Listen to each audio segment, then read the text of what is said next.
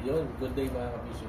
So, mag-bend test tayo ngayon ng XUL microbyte. Yan po, ng V5. At saka, yung bago nila, ultralight, 0.5 to 5 grams. Yan po. Yan yung kanilang bagong rod. Tapos yung haba nito, 662. So subukan natin yung kanilang bend test. So magmuna tayo sa XUL.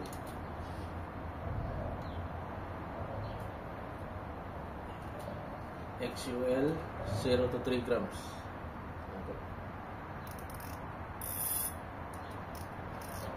Subukan natin ito.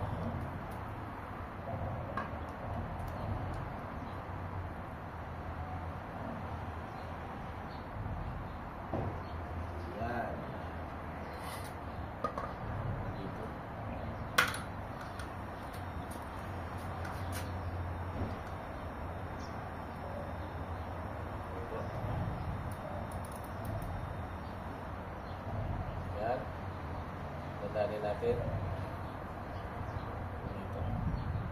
Ito yung bend ng XUL 0 to 3 grams.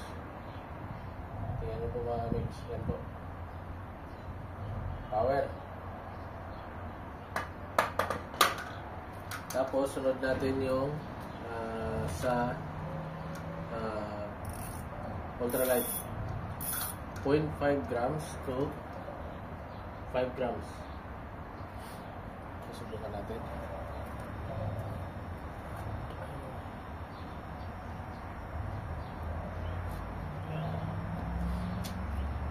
Lagay na tayo dito ng line. Yung leader line na puro yung lagay ko.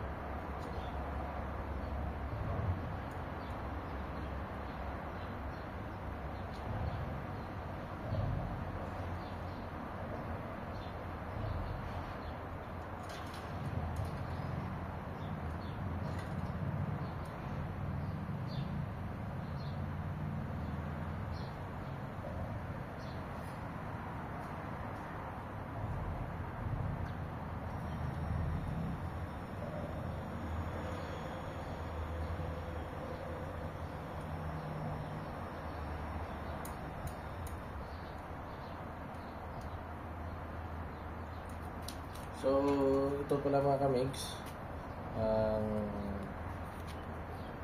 ring guide niya is titanium. Yan po. So, ito susubukan natin 0.5 grams to 5 grams ultralight aging microbyte. So, susubukan natin.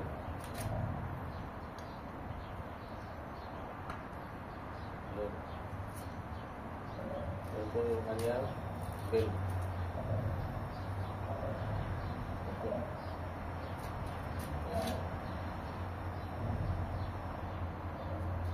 Power master, power talaga. So yun siya. Saka ang ganda gumalaw.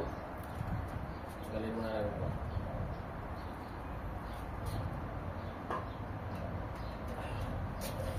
Yung mga master, oh.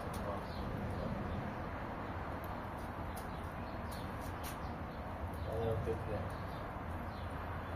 Ganda. Ang light, sobrang gan. Nasa 60 grams. Nasa 60 grams na mga kamigs bigat niya.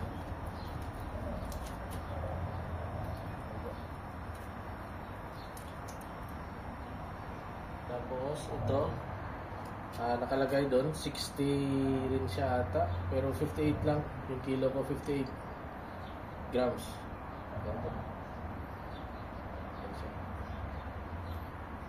So yun mga bising, sana nakakuha kayo ng idea yung kanilang mga bend ng ultralight at saka XUL. So thank you.